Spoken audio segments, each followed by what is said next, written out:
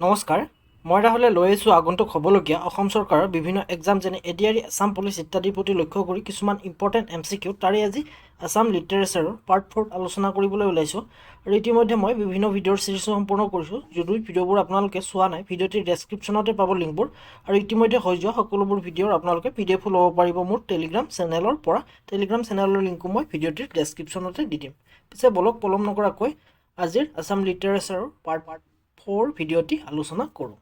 46 number question who was the first editor of Jonaki জোনাকীৰ প্ৰথম editor কোন বুলি সুধিছে আৰু এইটো APSCত আহিছিল 2018 চনত এ দিছে লক্ষ্মীনাথ বেজবৰুৱা বি দিছে চন্দ্ৰ কুমাৰ আগৰৱালা চি দিছে হেমচন্দ্ৰ গোস্বামী ডি দিছে ৰত্নেশ্বৰ মহন্ত ইয়াৰ ৰাইট এনচাৰটো হ'ব বি চন্দ্ৰ কুমাৰ আগৰৱালাই আছিল জোনাকীৰ প্ৰথম এডিটৰ আৰু সুধিব পাৰে জোনাকী যুগৰ ত্ৰিমূৰ্তি বুলি কাক কোৱা হয় তেতিয়াহ'লে হ'ব লক্ষ্মীনাথ বেজবৰুৱা চন্দ্ৰ কুমাৰ আগৰৱালা আৰু হেমচন্দ্ৰ গোস্বামী এই তিনিজনক একেলগে জোনাকী যুগৰ ত্ৰিমূৰ্তি বুলি কোৱা হয় next question 47 number the novel Astarag is author by এইটো APSCত আহিছিল 2018 চনত উপন্যাস অষ্টৰাগৰ অথৰ কোন বুলি সুধিছে বা লিখক কোন বুলি সুধিছে এ দিছে নিৰুপমা বৰগোহাঁই বি দিছে চন্দ্ৰপ্ৰসাদ শইকীয়া চি দিছে হোমেন বৰগোহাঁই ডি দিছে নিৰুত চৌধুৰী ইয়াৰ ৰাইট এনচাৰটো হ'ব চি হোমেন বৰগোহাঁই হৈছে অষ্টৰাগখনৰ অথৰ নেক্সট কুৱেশ্যন 48 নম্বৰ আহাৰ এন এছামিজ ড্ৰামা বাই অৰুণ শৰ্মা ইছ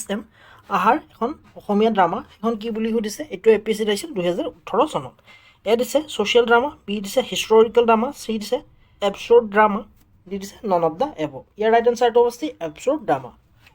আহাৰখন হৈছে episode drama next question 49 number এইটো APSCত আহিছিল 2018 চনত ইয়াত সুধিছে হু among the following was the first recipient of the Assam valley literary award Assam valley literary award প্ৰথম লাভ কৰা ব্যক্তিজনৰ নাম কি সুধিছে আৰু ইয়াত দিছে অপশ্যনসমূহ এ দিছে হোমেন বৰগোহাঁই বি দিছে নৱকান্ত বৰুৱা চি দিছে ভৱেন্দ্ৰনাথ শইকীয়া ডি দিছে নীলমণি ফুকন ইয়াৰ ৰাইট এনচাৰটো হ'ব চি ভৱেন্দ্ৰনাথ শইকীয়াই প্ৰথমে আছাম ভেলী লিটাৰেৰী এৱাৰ্ড লাভ কৰিছিল আৰু এই এৱাৰ্ডটো 1990 চনত তেওঁ লাভ কৰে আৰু 1990 চনৰ পৰাই দিয়া হয় আৰু এইটো দিয়ে উইলিয়াম মৰ্গন এডুকেশ্যন ট্ৰাষ্টে next question 50 number who among the following writer from Assam was awarded the Padma Shri award in 2018 অসমৰ পৰা কোনজন ৰাইটাৰে 2018 চনত পদ্মশ্ৰী এৱাৰ্ড লাভ কৰে বুলি সুধিছে এ দিছে অৰূপ কুমাৰ দত্ত বি দিছে অৰূপা পটংগীয়া চি দিছে ডক্টৰ ধ্ৰুৱজ্যোতি বৰা ডি দিছে দেৱব্ৰত দাস ইয়াৰ ৰাইট এনচাৰটো হ'ব এ অৰূপ কুমাৰ দত্ত ইয়াতে লিখোঁতে ভুল হৈ থাকিল অনুভ হৈ থাকিল অৰূপ কুমাৰ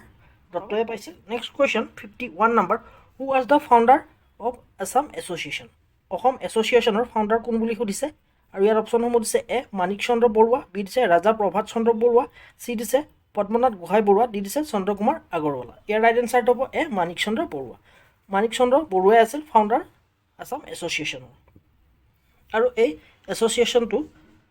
1903 চনত ষ্টাব্লিছ কৰা হয় আৰু ইয়াৰ প্ৰথমটো ছেশ্যন হৈছিল ডিব্ৰুগড়ত আৰু সেই ছেশ্যনটো হৈছিল 1905 চনত আৰু ইয়াৰ ফৰ্মেলি ইলেক্টেড প্ৰেছিডেণ্ট আছিল ৰাজা প্ৰভাত চন্দ্ৰ বৰুৱা আৰু ইলেক্টেড ভাইচ প্ৰেছিডেণ্ট আছিল জগন্নাথ বৰুৱা আৰু ইলেক্টেড জেনেৰেল ছেক্ৰেটাৰী আছিল Manik Chandra Barua next question 52 number who was the first formally elected president of Assam association formally elected president কোন সুধিছে আছাম এছ'চিয়েশ্যনৰ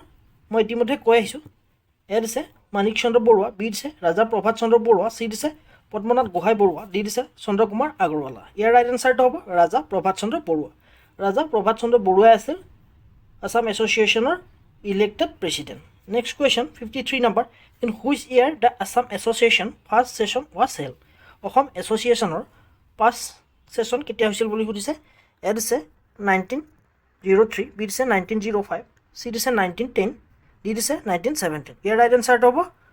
বি 1905 অৰ্থাৎ 1905 চনতে অসম এছ'চিয়েশ্যনৰ প্ৰথমখন ছেশ্যন হৈছিল আৰু এইখন হৈছিল ডিব্ৰুগড়ত next question 54 number who was the first formally elected vice president of Assam এছ'চিয়েশ্যনৰ প্ৰথম ভাইচ প্ৰেছিডেণ্ট কোন আছিল বুলি সুধিছে ইলেক্টেড ইয়াত দিছে মাণিক চন্দ্ৰ বৰুৱা বি দিছে ৰাজা প্ৰভাত চন্দ্ৰ বৰুৱা চি দিছে পদ্মনাথ গোহাঁই বৰুৱা ডি দিছে জগন্নাথ বৰুৱা ইয়াৰ ৰাইট এনচাৰটো হ'ব ডি জগন্নাথ বৰুৱাই আছিল ভাইচ প্ৰেছিডেণ্ট আছাম এছ'চিয়েশ্যনৰ। Next question 55 number who was the first formally elected general secretary of Assam association. Assam এছ'চিয়েশ্যনৰ কোন প্ৰথম ফৰ্মেলি ইলেক্টেড জেনেৰেল ছেক্ৰেটাৰী আছিল বুলি সুধিছে আৰু ইয়াত অপশ্যনসমূহ দিছে এ মাণিক চন্দ্ৰ বৰুৱা, বি দিছে ৰাজা প্ৰভাত চন্দ্ৰ বৰুৱা, চি দিছে পদ্মনাথ গোহাঁই বৰুৱা, ডি দিছে চন্দ্ৰকুমাৰ আগৰৱালা। ইয়াৰ ৰাইট এনচাৰটো হ'ব এ মাণিক চন্দ্ৰ বৰুৱা। মাণিক চন্দ্ৰ বৰুৱাই আছিল আছাম এছ'চিয়েশ্যনৰ ফাউণ্ডাৰ আৰু প্ৰথমজন elected general secretary. Next question 56 number in which year the সাহিত্য একাডেমি ৱাজ ষ্টাব্লিছ। কোনটো বৰ্ষত সাহিত্য একাডেমি ষ্টাব্লিছ কৰা হৈছিল বুলি সুধিছে আৰু ইয়াত অপশ্যনসমূহ দিছে এ 1954, বি দিছে 1956, চি দিছে চিটো একে হৈ থাকিল 1956, ডি দিছে 1957। ইয়াৰ ৰাইট এনচাৰটো হ'ব এ 1954। 1954তে সাহিত্য একাডেমি ষ্টাব্লিছ কৰা হৈছিল আৰু 1955ৰ পৰা ইয়াক দিয়া হয় বা 1955ৰ পৰা সাহিত্য একাডেমি বঁটা দিয়া হয়। Next question 57 number which Assamese writer receive first Sahitya academy award. কোনজন অসমীয়া ৰাইটাৰে প্ৰথমে সাহিত্য একাডেমি এৱাৰ্ডটো পাইছিল বুলি সুধিছে বা লাভ কৰিছিল। এ দিছে বেণুধৰ শৰ্মা, বি দিছে নলনীবালা দেৱী, চি দিছে যতীন্দ্ৰনাথ দুৱাৰা, ডি দিছে অনুৰাধা শৰ্মা পূজাৰী। ইয়াৰ ৰাইট এনচাৰটো হ'ব যতীন্দ্ৰনাথ দুৱাৰা। যতীন্দ্ৰনাথ দুৱাৰাই অসমৰ পৰা প্ৰথমজন ব্যক্তি যিজনে সাহিত্য একাডেমি বঁটা লাভ কৰিছিল আৰু তেওঁ 1955 চনত এই বঁটা লাভ কৰে আৰু তেওঁ কবিতা পুথি বনফুলখনৰ বাবে এই এৱাৰ্ডটি লাভ কৰে। Next question 58 number for which book Jatindranath দুৱাৰা ৰিচিভ সাহিত্য একাডেমি এৱাৰ্ড। কোনখন বুকৰ বাবে যতীন্দ্ৰনাথ দুৱাৰাই সাহিত্য একাডেমি বঁটা লাভ কৰে বুলি সুধিছে আৰু ইয়াত অপশ্যনসমূহ দিছে এ বনফুল, বি দিছে বেদনাৰ উল্কা, চি দিছে অলকানন্দা, ডি দিছে বকুল বনৰ কবিতা। ইয়াৰ ৰাইট এনচাৰটো হ'ব এ বনফুল। বনফুল কবিতা পুথিখনৰ বাবে যতীন্দ্ৰনাথ দুৱাৰাই সাহিত্য একাডেমি বঁটা লাভ কৰিবলৈ সক্ষম হয় আৰু তেওঁই প্ৰথমজন ব্যক্তি যিজন অসমীয়া লেংগুৱেজত বনফুল কবিতা পুথিখনৰ বাবে সাহিত্য একাডেমি বঁটা লাভ কৰে। Next question 59 number who received first Sahitya academy award in Bodo language. Bodo লেংগুৱেজত কোনে প্ৰথমে সাহিত্য একাডেমি বঁটা লাভ কৰিছিল বুলি সুধিছে আৰু ইয়াত অপশ্যনসমূহ দিছে এ অনিল বড়ো, বি দিছে ৰীতা বড়ো, চি দিছে অৰবিন্দ উজিৰ, ডি দিছে মংগল সিং হাজোৱাৰী। ইয়াৰ ৰাইট এনচাৰটো হ'ব ডি মংগল সিং হাজোৱাৰী। মংগল সিং হাজোৱাৰীয়ে বড়ো ভাষাত প্ৰথমে সাহিত্য একাডেমি বঁটা লাভ কৰে আৰু তেওঁৰ বুক জিউনি, মুকথান, বৈষম্বী আৰু পৰ্জি বুকখনৰ বাবে এই বঁটা লাভ কৰে। মোৰ হয়তো কওঁতে প্ৰনাউন্সিয়েশ্যন ভুল হ'ব পাৰে, তাৰ বাবে ক্ষমা কৰিব।